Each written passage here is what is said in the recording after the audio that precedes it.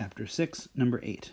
To move a large crate across a rough floor, you push on it with a force F at an angle of 21 degrees below the horizontal, as shown in the figure.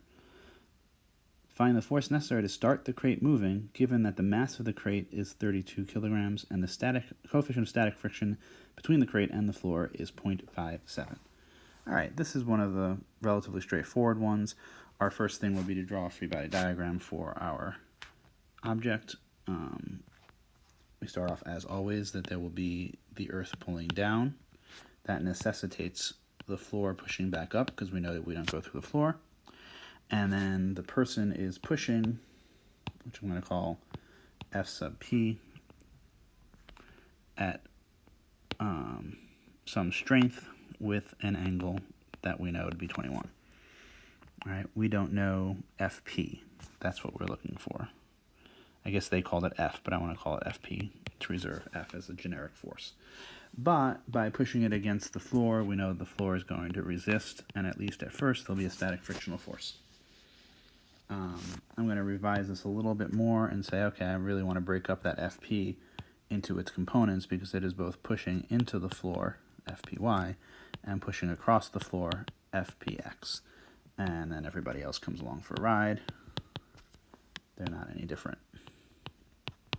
And all I'm doing here again is breaking up my vector into its component sum, which I can always do and allows me to treat things on separate axes. At some point I'll probably want to resolve FP into these things and see what comes out, but I'm going to hold off on that until I find I need them.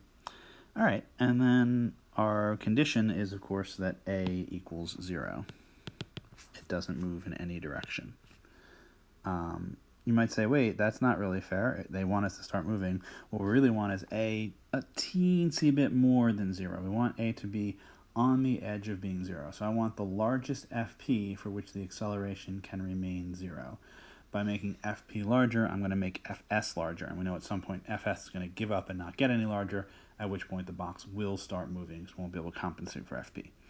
All right, and so we're going to go through our usual tricks from the free body diagram. We would have the sum of the forces in the x direction are, well, we have FPX and we have FS.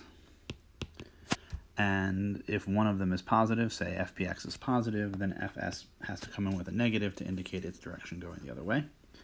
And then likewise, from the diagram, the vertical forces are going to be something like there's Fn, and there's Fg, and there's Fpy. And again, looking at it, Fpy is opposite to Fn, so I'll bring it in with a minus sign. Fg is opposite to Fn, so I bring that in with a minus sign as well. And then from Newton's second law, we have our usual sum of the forces in the x direction. The net force in the x direction is m times the acceleration there, which is 0 for us. Remember, we want the last moment where it's still 0.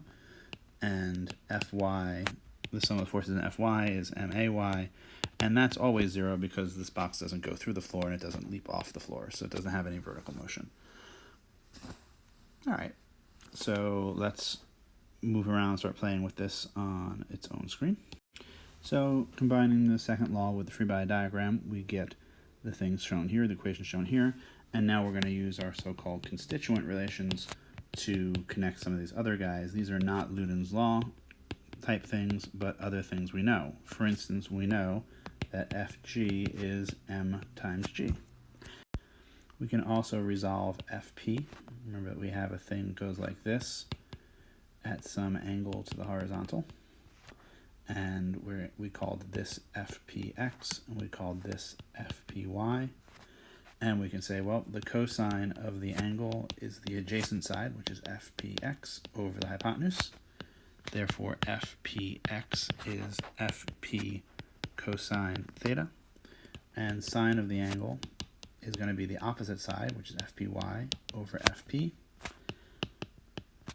And so Fpy is Fp sine theta. You might be getting used to these. They seem to always resolve the same way. The key bit being here, we're measuring from the x-axis, so x gets the cosine. But it's better if you can kind of rebuild it in your head anyway. So we can put those sorts of things in here and see what we get. Okay, we're going to go a little further. I'm going to say If the crate is about to start moving, then Fp is the force that gives us the maximum possible static frictional force. As we up Fp, Fs will increase with it. We can see that sort of right here. And so if we make Fp too large, Fs will exceed its maximum possible value, and the thing will slide. So in this case, Fs is mu s Fn. Does that help a lot? It helps a little bit, because we can take this equation and we can say, well, Fn is mg plus Fp sine theta, and therefore Fs is mu times all of that.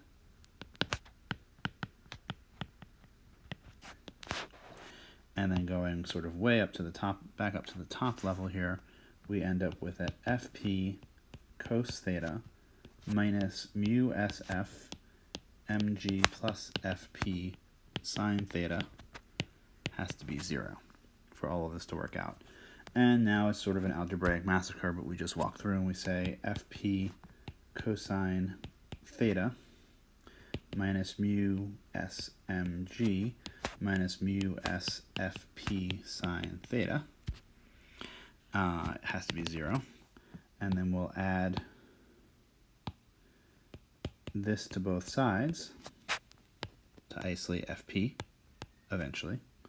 So we'll have Fp cosine theta minus mu sf Fp sine theta, and that has to equal mu smg. And then we will isolate out the Fp, so we'll pull out Fp, and we'll be left with cosine theta minus mu s sine theta. That factor seems to show up a lot. It's not clear that that's deep, but there you go. And that has to equal mu smg, and therefore Fp has to equal mu smg over cosine theta minus mu s sine theta, which we can put in for some numbers, and we can see is going to be 0.57 times the 32 kilograms for the crate times 9.81 for g as usual, and it will divide out over cosine of 21 degrees minus 0.57 times sine of 21 degrees. And we get 245.35 newtons, but with our number of sig figs, which is only 2, we end up with 250 newtons. That is algebraically complicated once we set up the equations, but the setup of the equation isn't so bad.